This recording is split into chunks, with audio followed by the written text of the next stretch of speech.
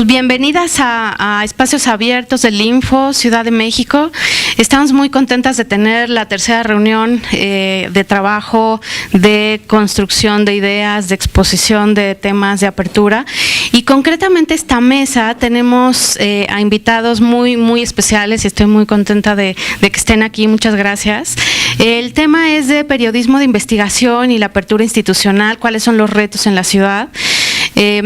Y generamos justo este espacio para poder tener una interacción de ideas donde ustedes como usuarios de la información y con determinadas metas y líneas concretas de investigación, en el caso del periodismo, pues nos puedan retroalimentar y contar de sus experiencias para poder poner en contexto cuáles son los retos en la Ciudad de México en materia de acceso a la investigación, acceso a la información, en materia de transparencia, para poder generar justo pues, periodismo de investigación, ¿no? Que es como un carril y una carrera de fondo que se da en materia de medios de comunicación y de periodismo de investigación independiente. Entonces, sí hay como varias líneas y me gustaría comentarles, muchas gracias a las personas que nos están acompañando en el Facebook Live del Info.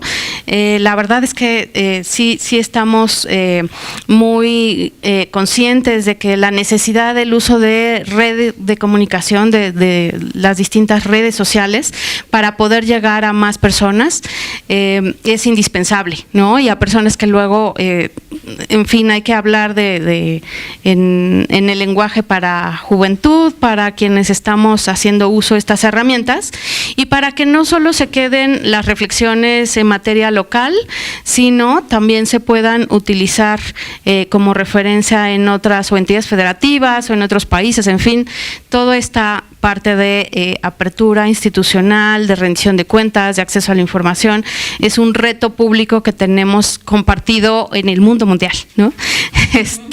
Y un poco lo que quisiera comentarles es que cada una de las personas que estamos aquí compartiendo en la mesa tendrán 5 minutos de intervención y después vamos a abrir a justo la interacción, que me parece que eso es lo rico de esta mesa, de estas mesas de espacios abiertos. Y bueno, pasaría a presentar brevemente a quienes tenemos justo en la mesa. Está Carla Casillas en la otra ala de esta mesa, ¿no? Ella ha sido reportera de fuente, corresponsal, reportera de investigación, columnista, editora y jefa de información en distintos medios, entre ellas El Financiero, El Universal, Vice News en español y México.com. Ha recibido diversos premios, entre ellos una mención especial en el premio Rich Valdés, finalista en el premio Roche de Periodismo 2019 y en fin, o sea, es un perfil muy completo de justo lo que aspiramos de hacer en medios de comunicación y periodismo de investigación. Muchas gracias, Carla, por estar por acá. Muchas gracias. Después tenemos a Paco Álvarez. Él es director general de Gobierno Abierto en el INAI y Transparencia en el INAI. Es licenciado en Ciencias Políticas y Administración Pública por la Universidad Iberoamericana Puebla y maestro de Análisis Político y Medios de Información por el Instituto Tecnológico y de Estudios Superiores de Monterrey. Muchas gracias, Paco, por estar con nosotras.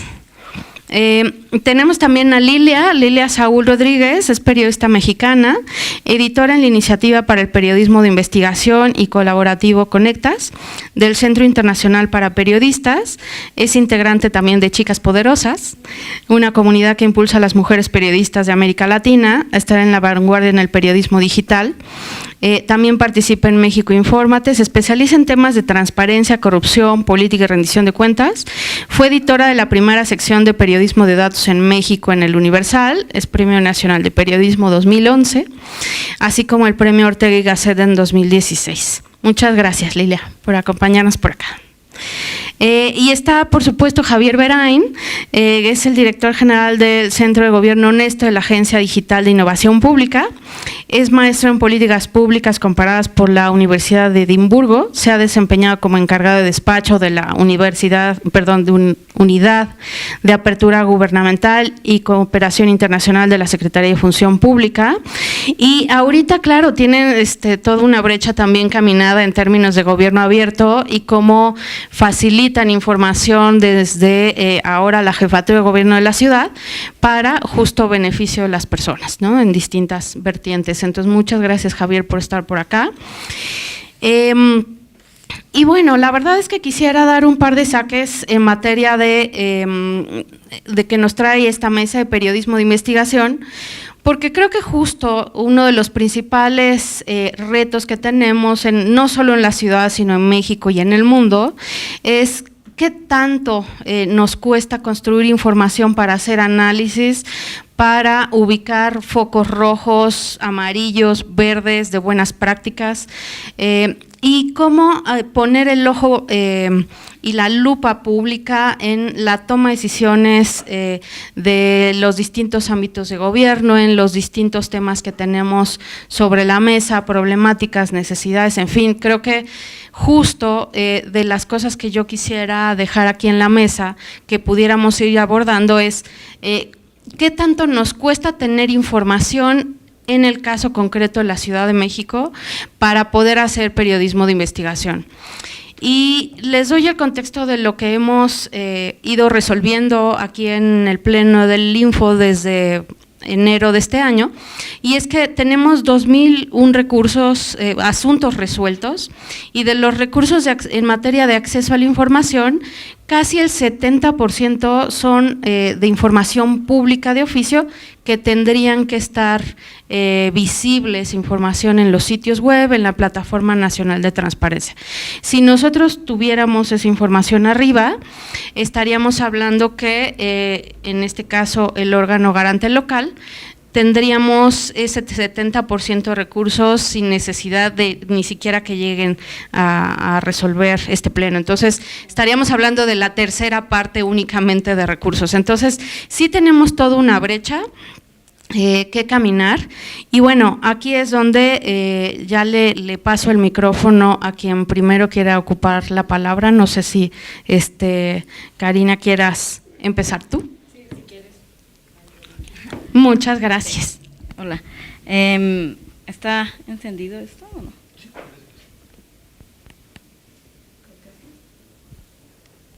Hola, hola. ¿Sí se escucha? Ah, perfecto. Bueno, sin duda, la verdad yo creo, no es por estar en este foro, menos en InfoDF, ni mucho menos, pero yo creo, y todos estaremos aquí de acuerdo en que sin herramientas como InfoDF, como el INAI, como portales de transparencia de los estados, etcétera, las grandes investigaciones periodísticas de los últimos años no hubieran sido posibles, ¿no? Definitivamente. Estas herramientas se han convertido en un verdadero aliado de los periodistas, de los ciudadanos, y en el caso de nosotros, pues no queda ninguna duda, ¿no? Estamos hablando de casos que gracias a instituciones como estas se han obligado a abrir información. Estamos hablando del caso de los 43, por ejemplo, del caso Odebrecht, del caso Pegasus, ¿no? De espionaje a periodistas y activistas. Estamos hablando de un sinfín de investigaciones que gracias a estas herramientas hoy podemos completar nuestro trabajo, ¿no?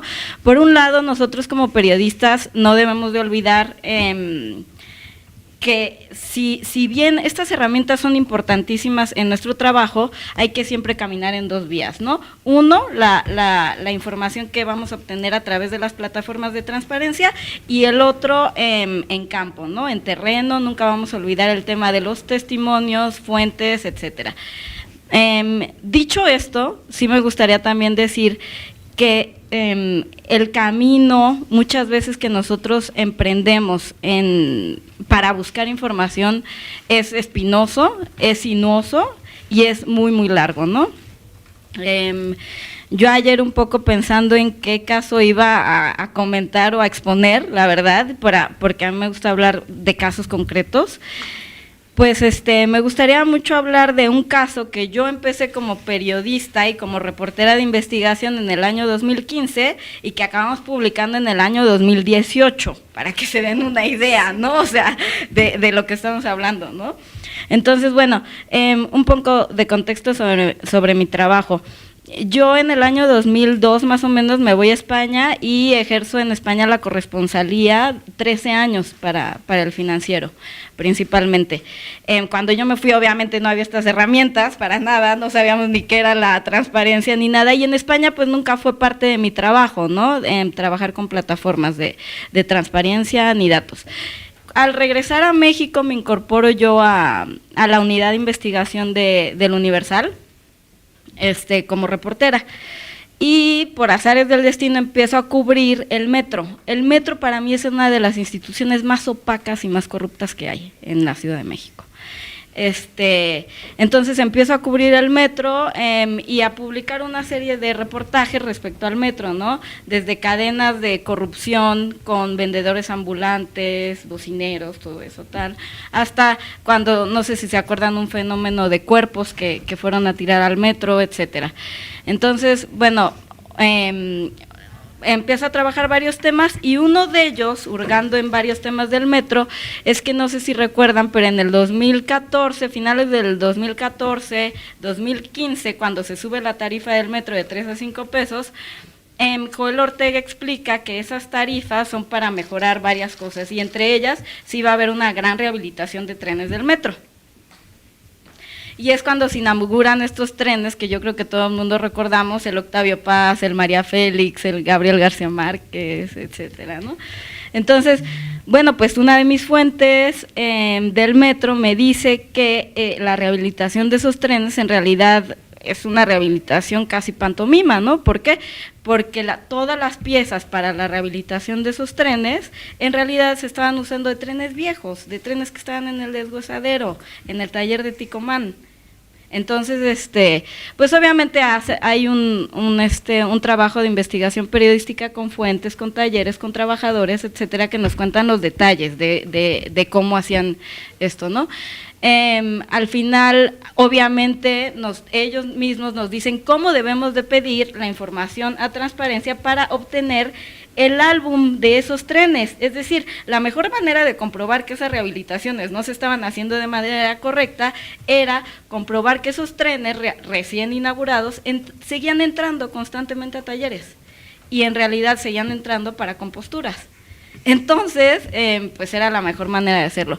Para no hacerles el cuento largo, pedimos la información por transparencia, se nos fue negada, por supuesto, alegando un riesgo a la seguridad interna del metro, cuando en realidad lo que estaban poniendo en riesgo era la seguridad de los pasajeros, pero bueno, y nos fue negada.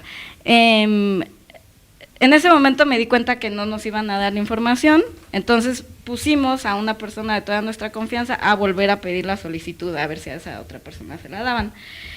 Se la negaron, gracias a InfoDF, bueno, metimos un recurso y gracias a InfoDF ordenó al metro que nos dieran acceso a esos álbumes. El metro nos da acceso a esos álbumes, pero nos dice que tenemos que ir 3 días de manera presencial. Esta persona de nuestra confianza tenía que ir. Y cuando llega al metro, le niegan el acceso a los álbumes. Bajo el mismo pretexto, ¿no? Ahí es cuando la verdad hicimos muy mal en tirar la toalla, porque tiramos la toalla en aquella ocasión y dijimos, no, definitivamente no nos van a dar esta información, y ese reportaje nunca se publicó, como muchos otros reportajes de investigación que se quedan en la congeladora, ¿no? Porque no tienes como la prueba ya fehaciente de que tu hipótesis se cumple hasta el final, ¿no? Años después, ya yo como jefa de información y de reportajes especiales en México.com, un reportero, Saúl Hernández, que es uno de los grandes reporteros de investigación y de datos también y de manejo de transparencia que hay en México, él decide, ¿no?, retomar la información y retomar el reportaje con un especial que íbamos a sacar muy grande del metro, de crimen de metro, etcétera. Y al final, también para no hacerles el cuento largo, después de un par de revisiones, el InfoDF le ordena al metro que le dé esa información de los álbumes. Después, igual de 6 meses, se las entrega en PDF cuando había un Excel. O sea, ¿qué les cuesta? O sea, el chiste es hacerte la vida imposible, ¿no? Entonces se las entrega en PDF cuando había un Excel, y al final ese reportaje se publica finalmente en noviembre del 2018, si no mal recuerdo, con un resultado de la investigación que demostraba absolutamente nuestra hipótesis, ¿no? Y era que el metro se había gastado 484 millones de pesos en la rehabilitación de esos 28 trenes, y que habían regresado desde que se pusieron en marcha hasta 2018 más de 8,000 veces a talleres para composturas. Y 8 de esos trenes habían regresado a talleres para composturas el mismo día de su inauguración.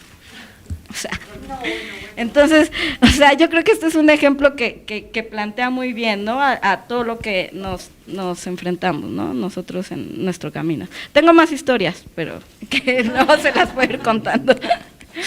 Muchas gracias, Carla. La verdad es que sí, o sea, y aquí este es un gran ejemplo de que, uno, o sea, la Ciudad de México no puede no depender en su movilidad del transporte público, y el metro es crucial. Sí. 2, en efecto, el uso de recursos públicos para únicamente dar un maquillaje de que los trenes están más bonitos cuando en realidad no funcionan, pues es justo un ejemplo de cómo hay una mala aplicación de los recursos, ¿no? Y 3, pues porque la vida se va en el camino, ¿no? La vida y la salud en términos de si hubiera algún problema con los vagones de metro. Y creo que ese es qué bueno que tocaste este ejemplo, porque creo que la parte que tenemos que pensar en ser útiles desde el servicio público es justo cómo colaboramos en dar esta visibilidad mayor y buscar soluciones, porque la idea justo me parece que como organismo garante que tenemos la obligación es justo eso, de garantizar el acceso a la información, pero también justo, o sea, en el conjunto y en la articulación con los servidores públicos que sí están comprometidos, pues poder dar soluciones de aplicación adecuada de los recursos, ¿no? Y en este sentido, Paco, te cedo la palabra para que le entres. Pues porque, o sea, eso, la necesidad está ubicada, o sea, irla documentando sí es un trabajo muy exhaustivo, y no cualquiera, aunque tenga el interés de hacerlo como reportero, como comunicólogo, o sea, como eso, como persona que quiere visibilizar y documentar una problemática, lo puede hacer, pues porque tienen que tener recursos que le acompañen, un medio que también visibilice los alcances, en fin, creo que sí tenemos que articularnos y es parte de los retos, ¿no? Adelante, Paco, por favor. Totalmente, Mari Carmen, muchas gracias. Gracias, Carla, Lilia, Javier, por estar aquí. La verdad es que es un placer dialogar estos temas tan de vanguardia y además tan necesarios en todas las democracias contemporáneas. Y justamente cuando repasábamos con el equipo los temas de periodismo de investigación, caíamos en la cuenta de que justamente en las democracias contemporáneas un elemento clave que desarrolla, digamos, o que potencia el derecho de acceso a la información es el periodismo de investigación. ¿Por qué? Porque este es capaz, como ya lo hemos visto, de desmantelar redes de corrupción. ¿Sí se oye ahí bien? Perdón. Es capaz de desmantelar redes de corrupción, lo vimos con estafa maestra, con Odebrecht, con Socavón también, pero adquiere también principal relevancia cuando se trata de que las autoridades o los ciudadanos tomen mejores decisiones. Y tú lo decías, ¿no, Carla? Y no solo eso, tomar mejores decisiones también implica mejorar la calidad de la información y que los ciudadanos sepan cómo se están haciendo las cosas, y en ese sentido también poder prevenir riesgos, ¿no? Es decir, la información que se genera o que deberían de generar los sujetos obligados tendría que tender a que los ciudadanos tomen mejores decisiones respecto a aspectos básicos como el transporte, como la educación, como la seguridad, como el empleo, entre otros asuntos, ¿no? Y en el contexto en el que esto se circunscribe es un contexto donde De acuerdo, por ejemplo, al informe de Ante el silencio, ni borrón ni cuenta nueva de Artículo 19, en un contexto donde de 2013 a 2018 la violencia contra los periodistas ha aumentado un 512%, ¿no? Y Carla ya lo decía en ese caso, ¿no? Casos donde se gasta dinero para reparar o para meter a mantenimiento los vagones del metro por el cual circulan millones de personas en este país y que además ni siquiera eran nuevos, ¿no? Te implica, digamos, si te pones a ver como ciudadano, dices, bueno, estamos en un estado de indefensión, ¿no? Porque solo a través del periodismo de investigación es que se pueden llegar a hacer esas conclusiones, ¿no? Entonces, siendo así, además de que los periodistas son, digamos, el tercer grupo de población que consulta información, primero está la academia, después están los empresarios, de acuerdo con el informe de labores del INAI, aun cuando esté en tercer lugar, la labor que hace el periodista de sistematizar información, de, como bien decías tú, de además de las fuentes oficiales, ir a campo, corroborar la información para poder sacar un producto que ayude, digamos, al mejor entendimiento de las cosas. Creo que en ese sentido lo que hace falta por parte de los órganos garantes en un contexto de apertura es no solo garantizar que los ciudadanos cuenten con información a que están obligadas a entregar las dependencias y entidades, sino también de manejar metodologías a través de las cuales los propios periodistas puedan acceder a esa información, ¿no? Porque si bien se usan los recursos de revisión y se usa, digamos, los portales de internet, mucha de esa información, a lo mejor en el mejor de los casos está actualizada o es fidedigna, ¿no? Y en el peor pues no se encuentra, ¿no? Sí. Entonces yo creo que llevar a la frontera, digamos, de la transparencia y llegar a la frontera de la transparencia proactiva en términos de periodismo de investigación implicaría que los organismos garantes hicieran políticas y acciones que les permitieran a los sujetos obligados ofrecer metodologías a los periodistas para poder consumir esa información, cosa que hoy en día no existe. Y como bien lo decías tú, es tortuoso buscar esa información, y estamos hablando de información que puede poner en riesgo la vida de las personas, estamos hablando de información de seguridad pública, estamos hablando de información de agua, estamos hablando de información de construcciones en una ciudad donde los movimientos telúricos son una constante. Es decir, estamos en un escenario donde el único grupo poblacional que está haciendo la tarea de denunciar no solo la falta de información, sino actos de corrupción, o denunciar también algunas situaciones que pueden generar riesgos, incluso a la integridad física de las personas, son el grupo de población más vapuleado por la violencia. Es decir, no es fácil, ¿no? ¿Perdón? Pensé que por las personas que también. Sí, bueno, también, ¿no? Sí, pero sí, por las personas, ¿no? Vaya, ese es un ambiente como de bullying el que viven los periodistas, ¿no? Cuando además como ciudadanos deberíamos de reconocer la gran labor que ustedes hacen al brindarnos información ya digerida para que nosotros podamos decir, oye, esto se está haciendo mal, oye, se está haciendo bien, oye, esto está poniendo en riesgo, ¿no? Entonces, mi punto es, en un contexto de apertura donde los órganos garantes tratan de ver que los sujetos obligados cumplan con la ley, pero también con políticas de transparencia proactiva, incorporen la participación ciudadana a sus procesos de toma de decisiones, se vuelve totalmente fundamental que los propios organismos garantes sean representantes de los periodistas en estos términos. ¿Cómo hacer para que ellos tengan la información? ¿Cómo hacer para que ellos no sean vulnerados en la esfera más íntima de su vida, ¿no? Porque las amenazas están a la orden del día, porque ¿no? La información que no la encuentras, pues no la vas a encontrar nunca, reportajes que duran 5 años, ¿no? Entonces, bueno, yo creo que en esta primera instancia dejaría aquí mi comentario en el sentido de que resalté la importancia de que el periodismo de investigación en una democracia contemporánea sirva efectivamente para solucionar problemas públicos, pero también disminuir riesgos. Y en un contexto de apertura no podemos hablar de ella si es que no protegemos justamente a los grupos de población que intentan hacer esa labor diaria. Yo lo dejaría hasta aquí, Mari Carmen. Muchas gracias. Muchas gracias, Paco. Sí, la verdad es que, o sea, estos temas donde la vida se va de por medio, no solo en investigar, sino también en recibir la reacción que a veces es poco prevista, ¿no? Me comentaban también de un caso en el Estado de México donde había minas y la comunidad pidió la interrupción porque la mina estaba al lado de una escuela de niños. Y se juntaron varias cosas. Se había caído después del sismo de hace ya casi 2 años la barda que protegía la escuela de la mina.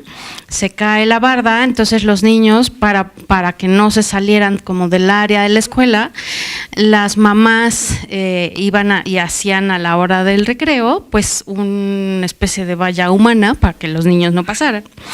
El chiste es que después de un tiempo se dieron cuenta que justo porque la mina estaba a cielo abierto, pues había problemas de salud. Entonces ya esos niños no pueden ni siquiera salir a la hora del recreo, no solo porque no tienen una barda que les proteja, sino porque ya hay cuestiones de salud pública, incluso o sea, cosas muy dramáticas en términos de en fin, que hay mucha insalubridad desde todo el entorno inmediato. Entonces, se llevaron años para que esta mina pudiera ser detenida, pero justo la organización que estuvo trabajando como a la par de esta comunidad que se llama Controla tu Gobierno nos platicaba de cómo tuvieron que arropar en la medida de lo posible a la comunidad justo en materia de acceso a la información, pero también la comunidad era agredida pues por los dueños de la mina, ¿no? Entonces,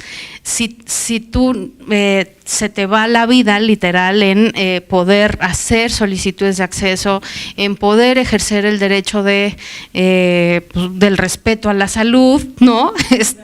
Y de tener una obra y una actividad como lo era la mina. Y son cosas de problemáticas que uno en materia justo de acceso de transparencia no tiene muy a mano cuando no se trabaja en comunidad, ¿no? Y creo que parte de muchos ejercicios de periodismo que realizan es eso, o sea, el trabajo con la comunidad y ver cómo la información sí puede hacer la diferencia en materia de vida diaria en una problemática muy concreta. Y en ese sentido, creo que Lilia también tiene grandes ejemplos que compartirnos, ejemplos, retos, en fin, de todo que has vivido desde ese lado, ¿no? Bueno, ¿ya? ¿Se escucha? Sí. Sí, adelante, bueno, Lilia. Yo también igual quisiera como compartirles varias experiencias, aunque son tanto las que hemos vivido en colectividad como también de manera individual.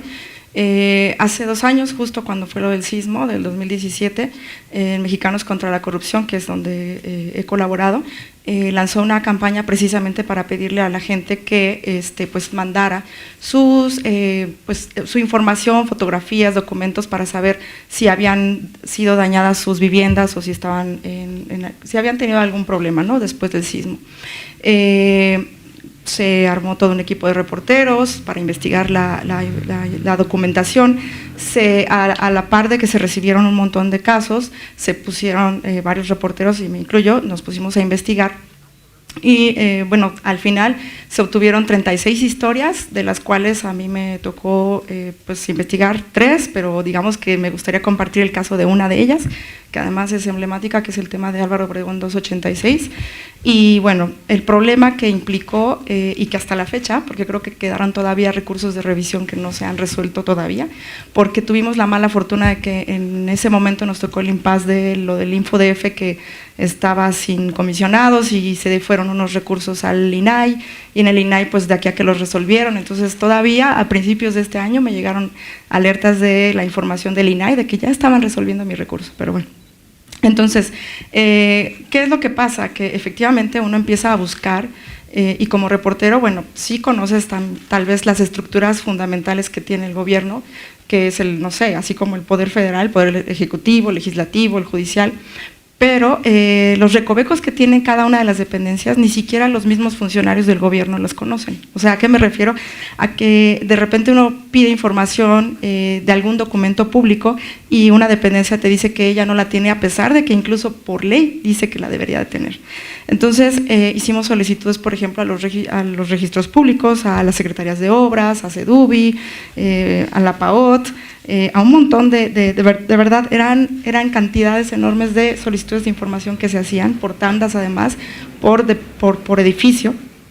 Y como digamos, en resumen, la conclusión de todos estos reportajes era encontrar un montón de trabas, como por ejemplo que el registro público de la propiedad y del comercio en realidad de público no tiene nada. O sea, es una oficina de gobierno que cuesta muy caro hacer una solicitud para pedir una información de un bien inmueble, y además tienes que dar muchas vueltas y tardas mucho en obtener los documentos, a pesar de que se supone que estaban en proceso de digitalización. A mí me tocó obtener, por ejemplo, documentos de los años 50 que eran prácticamente hojitas que se podían deshacer del mal estado en el que se encontraban. Las competencias de cada una de las dependencias del gobierno, que como les decía, los mismos funcionarios dicen que no les corresponde. Había archivos que los tenía, por ejemplo, el gobierno de la Ciudad de México, pero decía que estaba en el archivo histórico de la Ciudad de México, y el mismo archivo histórico de la Ciudad de México decía que no, que lo tenía la Secretaría de Finanzas. O sea, en fin, entre ellos mismos se daban, digamos, respuestas distintas. Y lo peor del caso es que por el argumento del sismo nos decían que no podían tener acceso ni ellos mismos a los documentos. Entonces, cuando hicimos una visita in situ, vimos uno de los archiveros que estaba en mal estado, y ese era el motivo por el cual no nos entregaban la información. Era un archivero, uno, que estaba descompuesto. Información que ellos consideran reservada, pero que en realidad no lo es.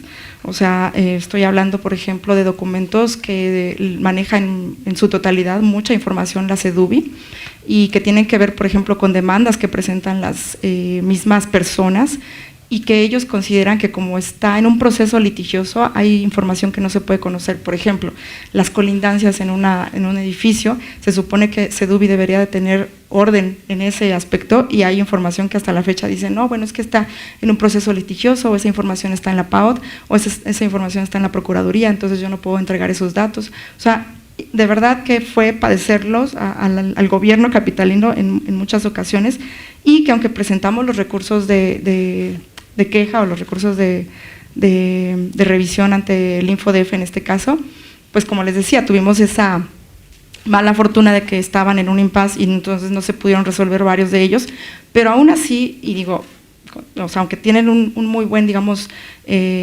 trabajo que desarrollan los órganos de transparencia, en este caso el InfoDF o el INAI, pues el periodismo de investigación, digo, no podemos tardarnos años, digo, son casos extremos que a veces nos podemos ocupar hasta 3 años o no sé, 5, pero en realidad el día a día y la complejidad de la información te pide que lo hagas en tiempo y forma, digamos que en una coyuntura en la que te permita exponer o exhibir esta información. Entonces, bueno, creo que el peor de los mundos para los periodistas es que este derecho de acceso a la información se ha estado volviendo demasiado litigioso, o sea, y que nosotros todavía, al menos, como dice Carla, bueno, tratamos de no tirar todavía la toalla, pero imagínense ustedes a un ciudadano de a pie que quiere saber si pasa, por ejemplo, por su casa una mina abajo en el subsuelo, ¿qué solicitudes tendría que hacer para saber si esa mina hueca está abajo de su casa? Porque seguramente le va a decir el gobierno de la Ciudad de México, esa información es reservada. No, o sea, debería de por derecho humano, obligatoriamente, que entregarle la información a esa persona, y lo mismo saber si está en un gasoducto su casa, o si está por inundarse el río de los Remedios, no sé, o sea, información que se supone debiera ser vital, y que los ciudadanos de a pie también deberían de tener acceso a esos datos de manera muy fácil y muy sencilla, y nosotros como periodistas sufrimos, imagínense las personas de a pie. Y bueno, ya nada más otro caso que ese ahí no sé a la fecha cómo pueda resolverse, pero es cuando las dependencias del gobierno entre ellas mismas desconocen sus archivos o desconocen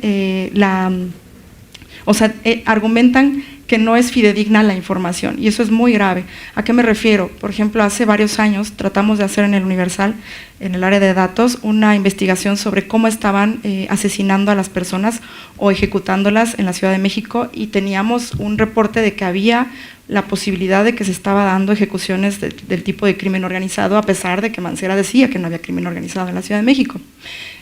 Los datos que nos entregó el INCIFO, que es donde está el Servicio Médico Forense, nos dieron, digamos, en cierta forma la razón, porque los archivos decían, o la base de datos decía, que la mayoría de las ejecuciones de los cuerpos que les llegaban llegaban al CEMEFO tenían pues prácticamente el tiro de gracia por la forma en cómo habían sido asesinadas estas personas.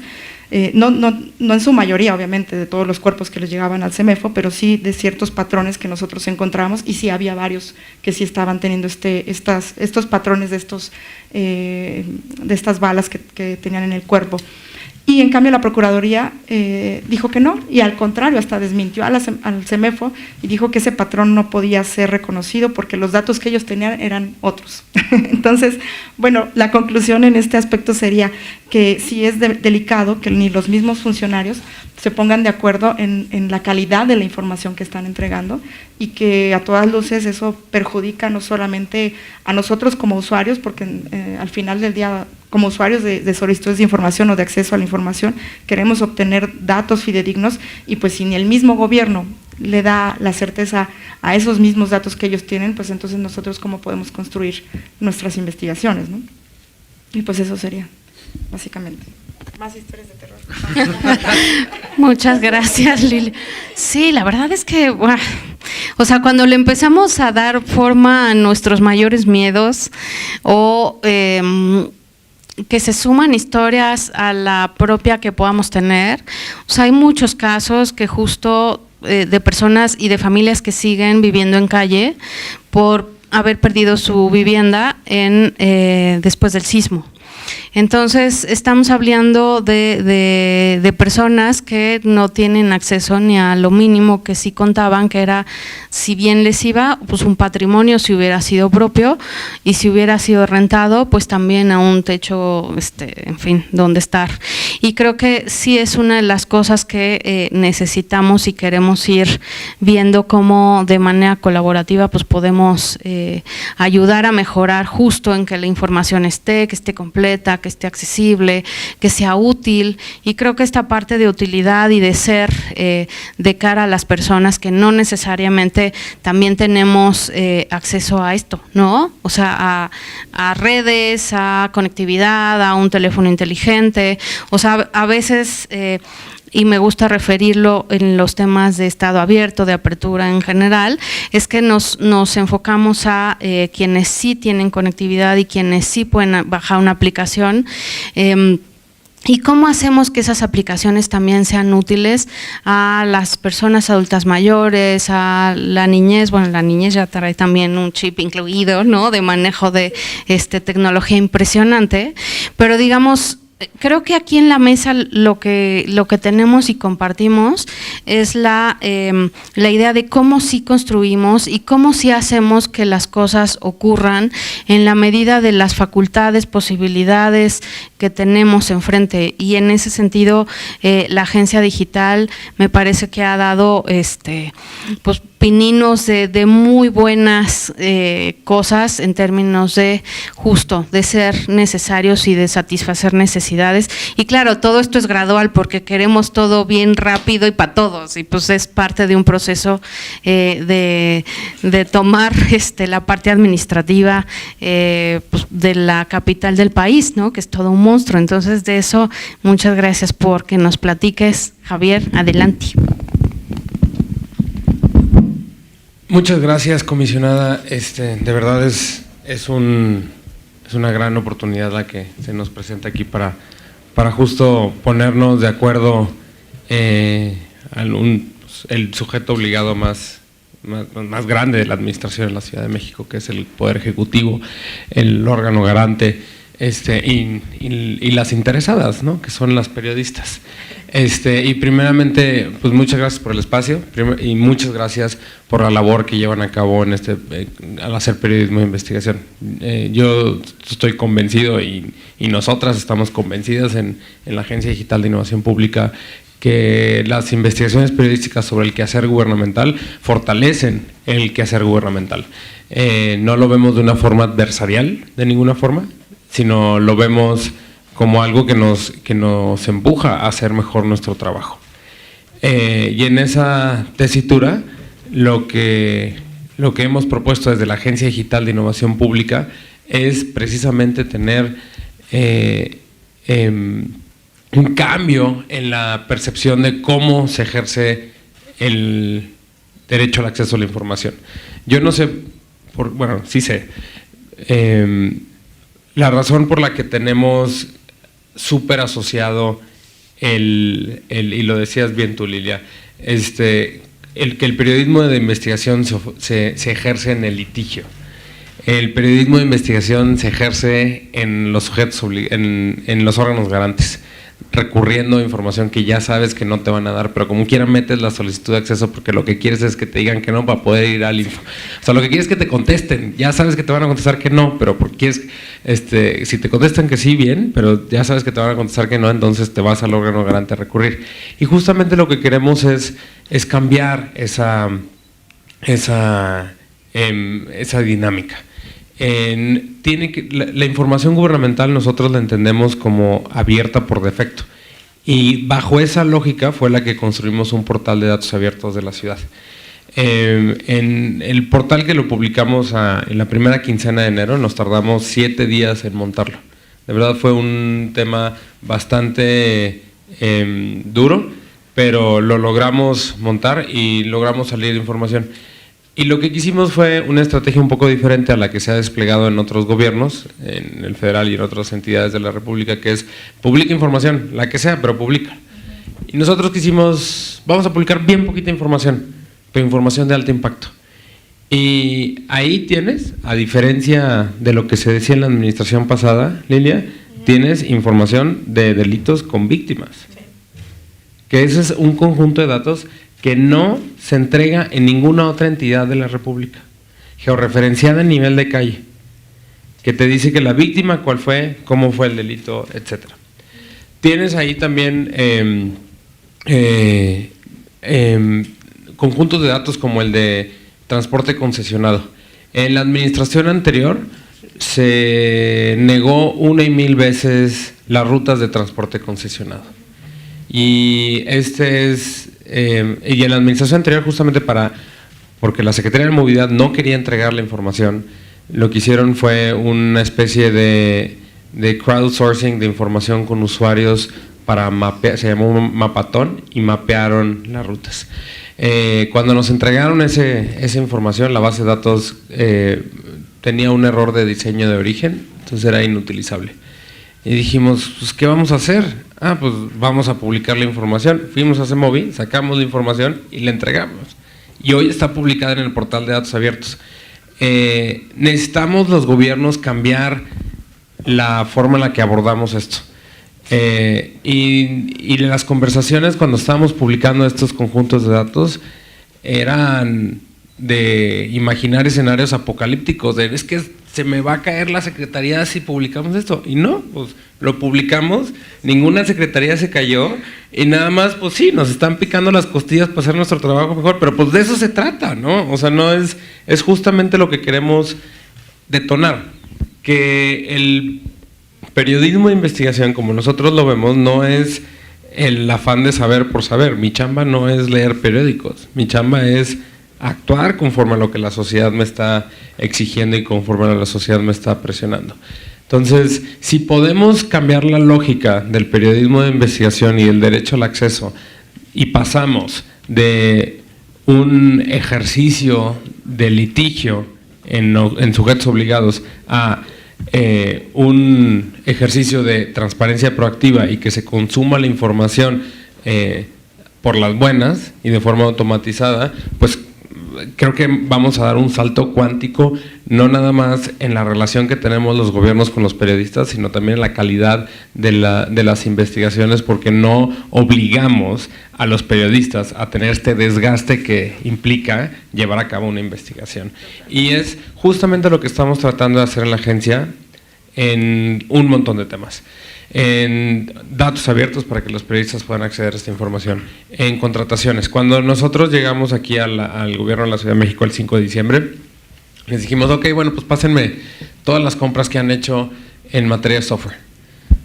No, pues no las tenemos, así están allá y allá y allá. Entonces, pues tendríamos que hacer un ejercicio de ir a todas las dependencias, revisar cada uno de los contratos que han hecho y luego ver cuáles son, y luego, entonces total es imposible. Entonces lo que estamos trabajando ahorita, que es algo que va a anunciar la jefa de gobierno en unas semanas, meses, es precisamente una herramienta para que cualquier persona pueda consultar cualquier contrato de la Ciudad de México.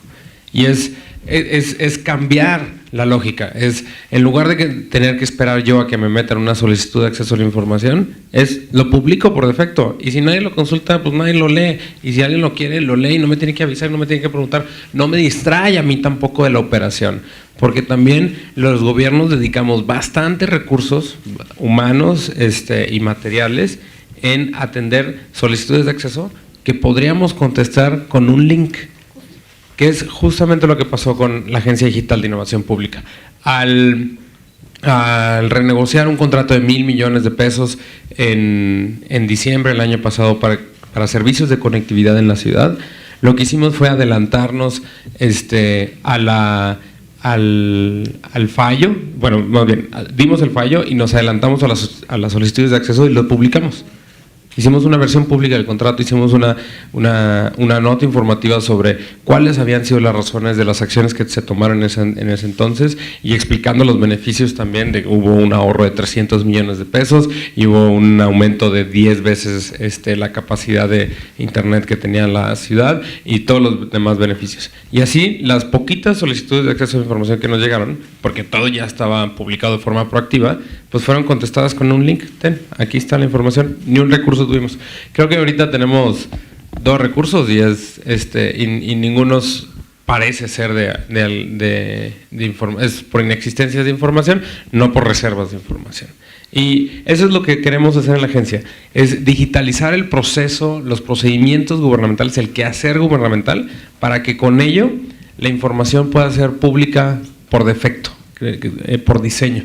Yo la verdad comprendo mucho a mis compañeras y a mis compañeros en la administración, pues porque hacer toda tu chamba en papel y luego digitalizarla y luego publicarla, pues sí te toma mucho más horas persona de las que es nada más hacer tu chamba y esperarte a que te metan una solicitud.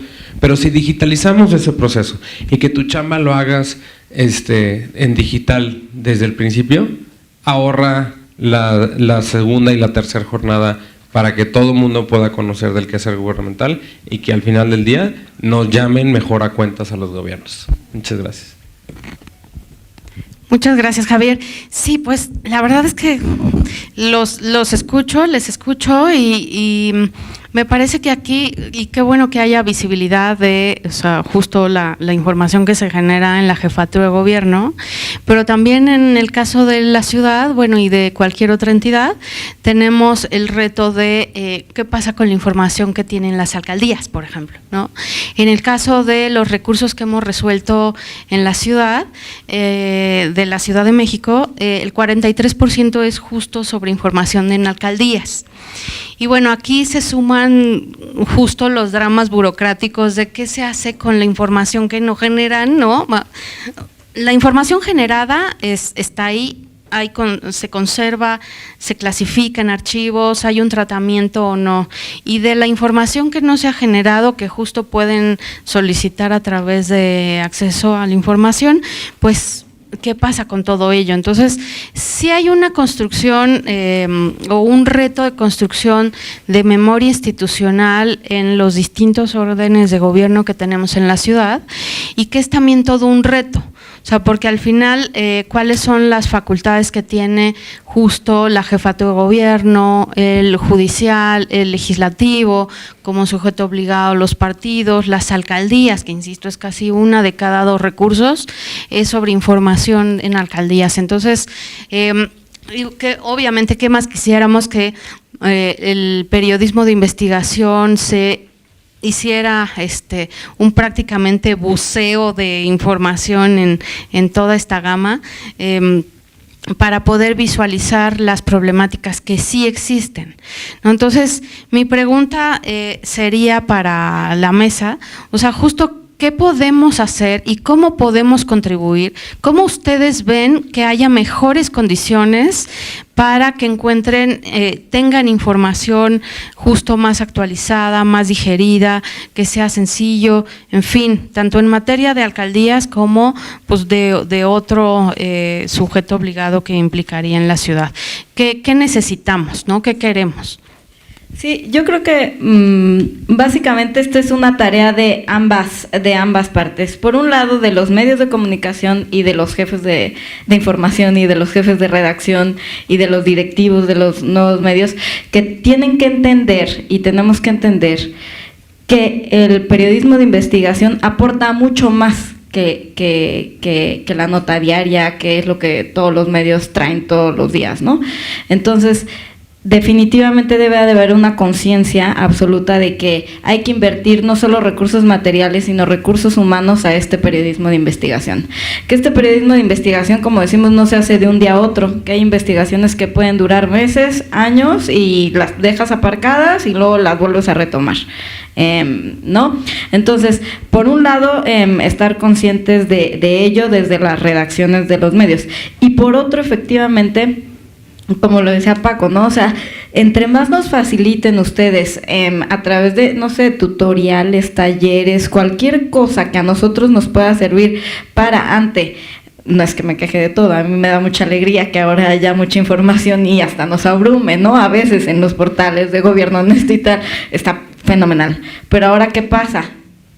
Que hay que encontrar los caminos perfectos para encontrar la información que queremos encontrar, depende de la investigación que estemos haciendo, y que igual nos vamos a tardar un chorro si no sabemos cómo hacerlo, y si no sabemos dónde encontrar la información y cómo bajarla y cómo guardarla, etcétera, ¿no?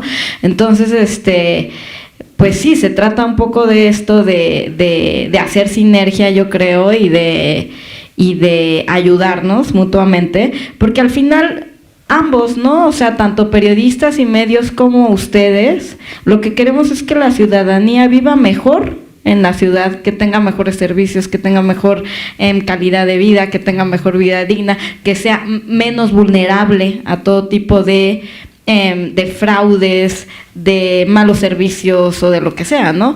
Entonces yo creo que estamos hablando de una tarea que se tiene que hacer por la vía doble, y que creo que se puede hacer si nos vamos poniendo de acuerdo y ustedes nos enseñan a nosotros, ¿no?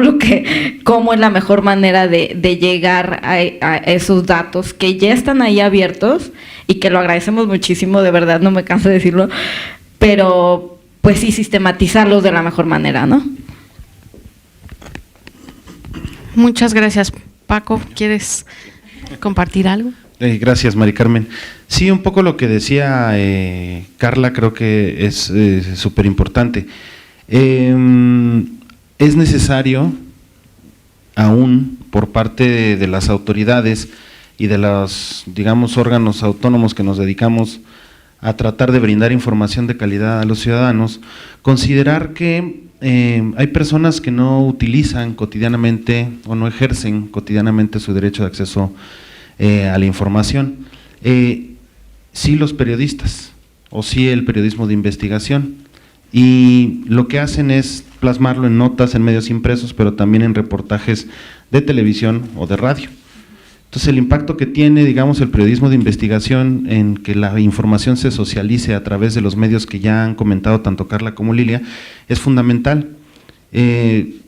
La encuesta nacional de acceso a la información pública nos dice que, la última, nos dice que menos del 1% de los encuestados creen que las solicitudes de información son un medio fiable para obtener información gubernamental, lo cual es muy poco, ¿no? Además de que, bueno, los sectores de población que más solicitan esta información son los que ya mencioné, ¿no? Empresarios, académicos, también los periodistas.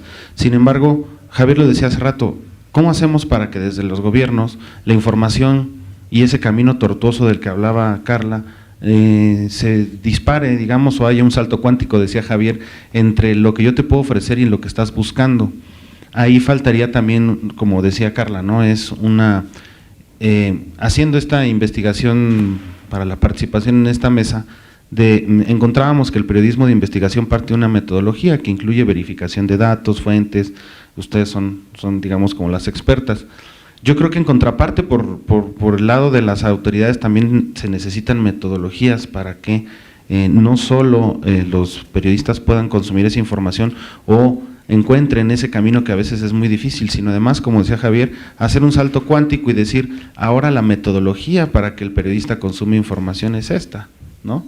Que creo que ahí está la clave, digamos, para poder abordar desde dos puntos de vista diferentes el que se consuma esta información, se publique y además esta información sea útil.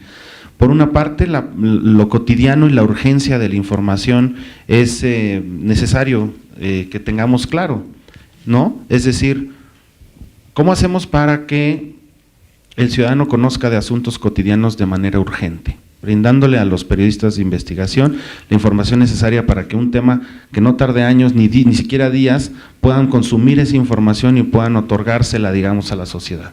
Y exista esta relación virtuosa entre periodismo de investigación y sociedad como aliados naturales, ¿no? Porque además en campo, como dijo Carla, pues tendrán que verificar y tendrán los ciudadanos que aportar información, ¿no? Que va, digamos, generándose, no solo de las solicitudes de información. Y entonces, además de las bondades que yo hablaba hace unos momentos, pues la Suprema Corte de Justicia de la Nación ya lo dijo también, el periodismo de investigación forja la opinión pública, ¿no?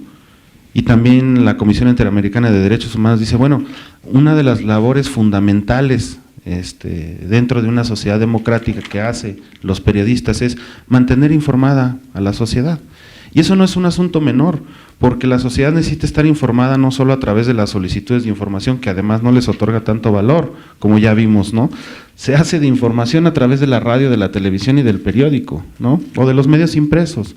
Entonces, Mari Carmen decía hace ratito que es importante una memoria institucional, efectivamente para que el periodismo de investigación contribuya a resolver problemas públicos, pero también tener claro que los ciudadanos la información que más solicitan son acerca de trámites y servicios, concesiones, como decía Javier, resultados de las estadísticas y o de encuestas. Entonces, eso es lo que permanentemente la sociedad está buscando, es decir, en promedio, si tú vas y le preguntas a un ciudadano qué información consume de lo gubernamental, son esas. Pero por otra parte, para aquellas cuestiones urgentes de asuntos cotidianos, un sismo, una inundación, una alerta de seguridad, un secuestro de un menor, etcétera, necesitamos tener, digamos, las herramientas, los canales, los medios y además la información disponible cuanto antes, ¿no? Es decir, que sepamos todos cómo usar la información para que se puedan solucionar esos problemas con oportunidad y no tardemos 4, 5, 6 años en solucionarlos o advertir los riesgos, ¿no? Yo creo que cuando hablamos de apertura institucional no solo nos referimos a que haya portales, que la ciudadanía cumpla contigo, que los sujetos obligados cumplan con sus solicitudes de información, sino que haya espacios permanentes de diálogo entre autoridades y ciudadanos que puedan ser también apropiados o que se puedan apropiar también los periodistas para incidir en la toma de decisiones y en las políticas públicas que tienen que ver con la identificación, la selección, pero sobre todo la publicación y diseminación de información de alto valor público, que no se encuentra fácilmente. Entonces, hay un artículo en la Ley General y prácticamente en todas las leyes estatales que habla de información de interés público, pero no está, digamos, más reglamentada o no, o es como a criterio o a discreción de las instituciones públicas. Ahí yo creo que la gran labor es, además de tener portales de datos abiertos o políticas de transparencia proactiva, es también generar constantemente y de acuerdo a las problemáticas que vive nuestro país y nuestra ciudad, metodologías para el consumo de esa información y que esa información pueda ser probada. Muchas gracias, Mari Carmen. Muchas gracias, Paco. Pues ya nos vimos rebasados un poco ahí en el tiempo, ¿no? 10 minutillos. Entonces, la verdad es que estos temas, pues eso, son muy necesarios y con tanta experiencia en la mesa hay muchos casos que compartir. Y bueno, a mí me gustaría preguntarte, Lilia, el costo de hacer justo periodismo de investigación, tenemos pocos periodistas de investigación en México, cada vez son más crecientes, pero pues justo eso, ¿cuáles son los retos para poder hacer periodismo de investigación en México? Bueno, yo creo que no son pocos, yo creo que todo periodista o reportero tiene esa alma de querer investigar el tema, o el problema es el tiempo y los recursos efectivamente que pueda tener un reportero, o no tanto el reportero, sino el medio en el que trabaje. Pero aún así, digo, si quieren, lo pueden hacer a largo plazo y se puede. Pero también tiene mucho que ver con la metodología, o sea, cada reportero o cada periodista pues tiene su propia forma de cómo organizarse para llevar a cabo una investigación, y yo creo que todos sabemos el mínimo indispensable que es hablar con varias personas, entrevistarlas, buscar documentos, ir al lugar de los hechos, o sea, es el básico ABC del periodismo. Entonces, creo que más bien pasa que a veces nosotros nos vamos como especializando en ciertos temas o en ciertas metodologías, valga la redundancia, porque estamos haciendo a lo mejor muchas solicitudes de información y ya sabemos por dónde buscar, o ya sabemos qué no preguntar o qué hacer, o sea, justo a veces me preguntaban a mí, ¿y qué es mejor hacer las solicitudes de información con tu nombre o con el nombre de otra persona, o fingimos ser el Pato Donald? Y el problema es que, por ejemplo, muchas veces la gente ni siquiera se pone a pensar que más allá de obtener el documento, puedes ir in situ al lugar de los hechos, como decía hace un momento Carla, y es mejor incluso ir directamente al lugar, porque así te das cuenta de cómo está el sitio, cómo están los archivos, quiénes son los que están atendiendo, esa es como digamos una parte de la experiencia, o ir o entregar, por ejemplo, muchas veces se quejan los reporteros, es que me robaron mi solicitud de información, o hicieron públicos los del InfoDF o los comisionados documentos que yo había pedido nada más. Y claro, ahí viene incluso la información que dice que en cuanto tú haces la solicitud de información es pública, y si se entrega en línea es pública. Entonces lo que les digo, si no quieres que nadie más la tenga, entonces pídelo en un CD o pídelo pagando las copias o qué sé yo, pero digamos que no podemos tener esos argumentos porque no estamos conociendo un poco de la ley. Y también digo, yo sé que no tenemos por qué ser expertos en todo, pero sí debemos de por lo menos tener un poquito del ABC de lo que es estudiar un poco de derecho, saber cuáles son las divisiones de los poderes. O sea, hay gente que está estudiando periodismo a nivel licenciatura y no sabe la división de poder legislativo, ejecutivo y judicial. O sea, bueno, incluso hasta ya ejerciendo, o sea, sí nos toca. Y sí, claro, pues es que es un vericueto en toda la administración pública que, como les decía, a veces hasta entre los mismos funcionarios se echan la bolita, pero esa es ya otra argumentación que no es tanto de índole del tema de las competencias, sino porque no quieren entregarte la información. Pero bueno, yo quería nada más retomar un poco lo del tema de las alcaldías, porque efectivamente es la primera parte en donde los ciudadanos deberían de tener un contacto o más información al respecto, y siento que las alcaldías están dejando de hacer su trabajo, digamos, más proactivo, y yo no sé si sea a lo mejor en la que yo vivo, pero digamos que de las 16 exdelegaciones, ahora alcaldías, creo que hace falta mucha información que es de utilidad para los ciudadanos. Por ejemplo, el tema de la basura, o sea, ahora en últimas fechas dicen, no, bueno, vamos a cambiar los horarios para que pasen los camiones de la basura, porque vemos que en la mañana la gente no tira su basura porque ya se fueron al trabajo, entonces vamos a pasar en la noche. Sí, pero en la noche, ¿a qué hora? Cuando está lloviendo, o sea, la gente no va a salir, pero bueno, entonces, con tanta información que ahora tenemos, datos abiertos, ¿por qué no hacer una aplicación en la que cada una de las alcaldías pueda traquear los camiones de la basura, saber a qué hora va a pasar, en qué colonia o en qué calle? O sea, eso tan sencillo y tan fácil podría ser, pero el problema, creo yo, es que revelaría cuántos camiones hay en cada una de las delegaciones para poder resolver el problema de la basura, y yo creo que eso a lo mejor no lo quieren, digamos, revelar. Y así, o sea, un montón de cosas. ¿Quién se encarga del alcantarillado? ¿Quién se encarga de que reencarpete una banqueta o la calle? Hay muchas veces la gente dice, es que no me han reencarpetado el bache. Sí, pero es que no corresponde a la delegación porque está en una avenida o en una vía primaria que es un circuito o la avenida principal, y eso la gente, digo sinceramente o con todo respeto, no tendría por qué estar obligada a saberlo, simplemente quiere que le tapen el bache y ya. O sea, entonces creo que falta mucha información por parte de las alcaldías para que les digan a las personas, yo puedo resolverte esto, y hasta incluso en su página web, no sé, tener así alumbrado público, las ventanillas para requisitos de, no sé, las empresas o los comercios. Algo que, por ejemplo, hace muchos años había en una página web de Colombia, que es un departamento que se llama Manizales, en tiempo real tú podías ver en qué calles estaban haciendo haciendo obras o construcciones, y tenían la videocámara y tenían la intersección en donde se estaba llevando a cabo la obra. Y en Estados Unidos, por ejemplo, Uber está asociada a la aplicación directamente con el Ministerio Público por si tú quieres presentar en ese instante una denuncia. O sea, ese tipo de cosas que puedes conectar los datos con la información, ya no necesitas hacer una solicitud para que te vayan a resolver algo, sino que ya está por default en las alcaldías, y justo las alcaldías tienen mucho trabajo ahí que resolver.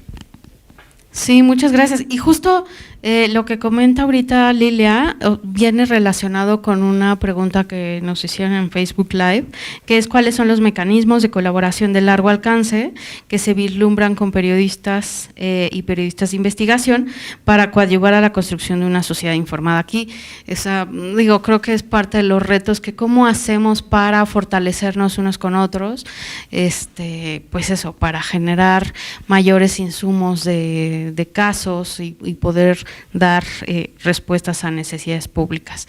Javier. Claro que sí.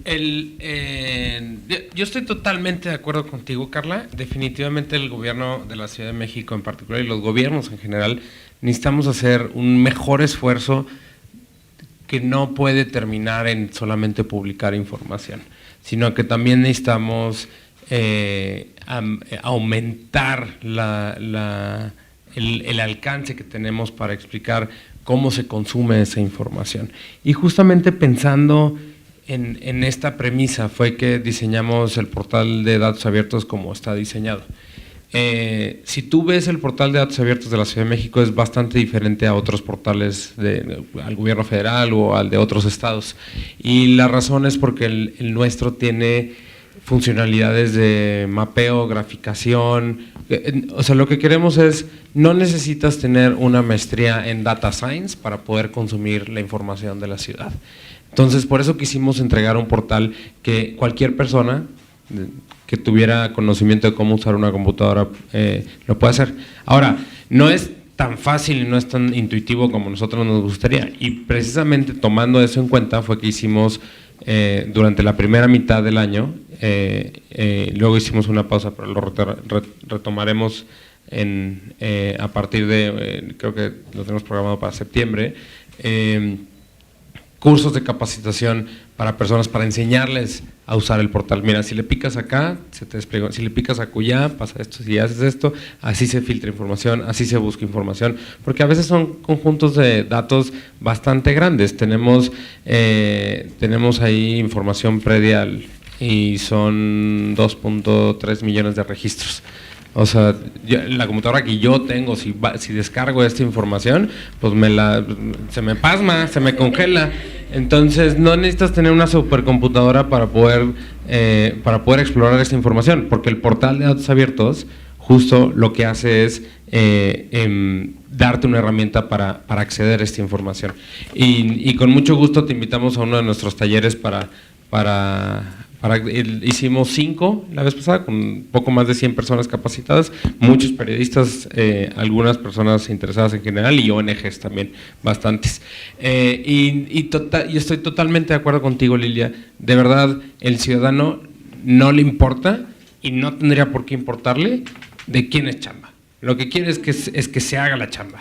Y justamente tratando de reducir los costos transaccionales de la interacción del ciudadano con el gobierno, en la Agencia Digital de Innovación Pública lanzamos el Sistema Unificado de Atención Ciudadana, el SUAC, que es, por primera vez, la ciudad está diciendo a la ciudadanía en dónde hay un reporte georreferenciado, que si un bache, que si poda de árbol, que si no funciona una luz de una calle, que acá una denuncia para no sé qué otra cosa, que si alguien me amenazó de quitarme mi programa social porque si no voy a votar por no sé quién, o sea, lo que sea.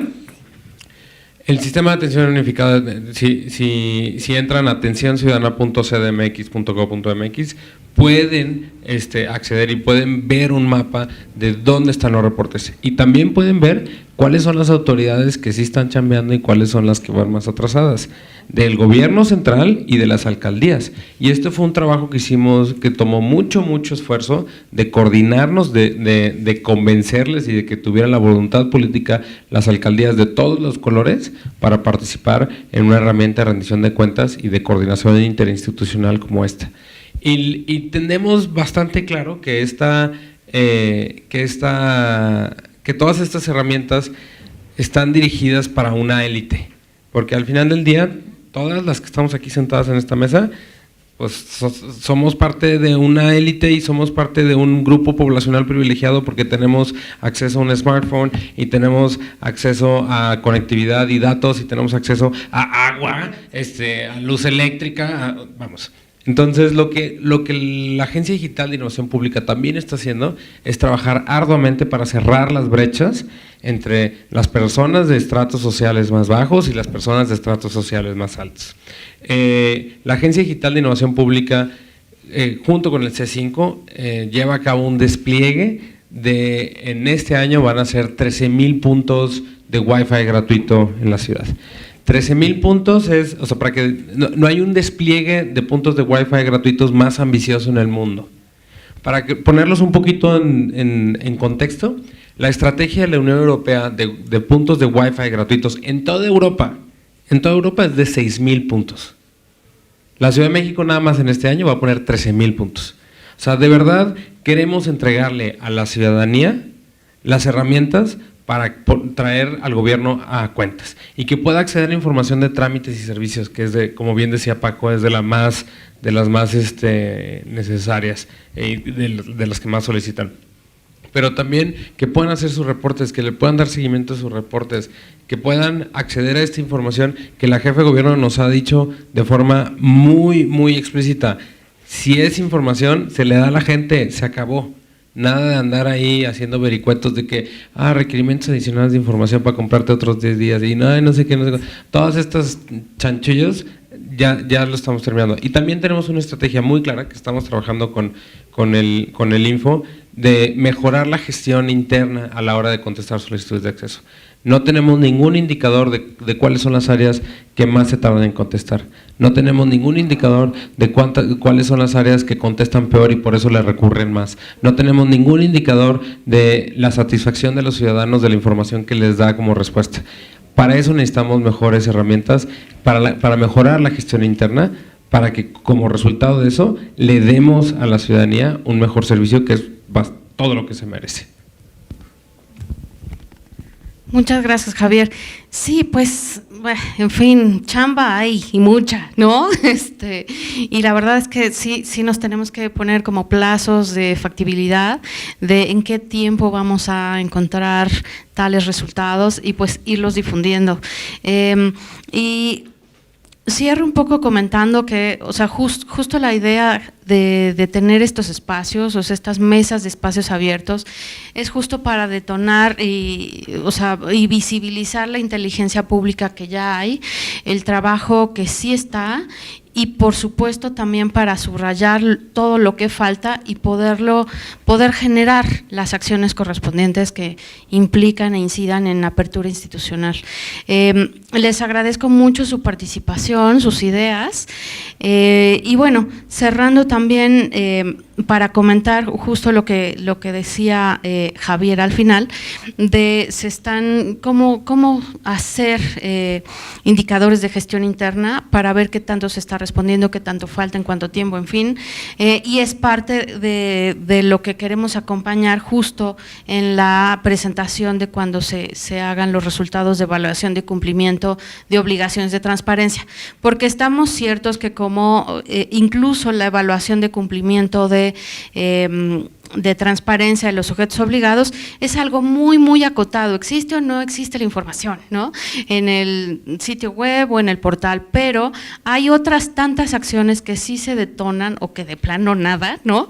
Y ahí es donde queremos como organismo garante de la ciudad poner el foco, qué tanto nos falta para que la evaluación de cumplimiento de obligaciones nos facilite, pues, que la información esté visible, esté sencilla, esté accesible, en fin, y en efecto dejarnos de tantas solicitudes en el mundo ideal de información y tantos recursos. O sea, trabajemos en cómo sí generar esa información, en cómo sí tenerla visible y cómo sí puede ser de sencillo uso. Entonces, ahí sí creo que vamos de la mano en estas sinergias de poder interactuar, ¿no? Entonces, les agradezco mucho a todas las personas que han estado acompañándonos también, y cerrando para comentar que también la grabación de esta mesa estará en los canales del Info de la Ciudad, a través de YouTube, a través de Spotify, que también igual estamos ya montados en esa plataforma, y eso, la idea es poder dar información que se pueda compartir, que pueda ser útil y que podamos pues sumar en estos esfuerzos, ¿no? Muchas gracias a todas y a todos. Gracias.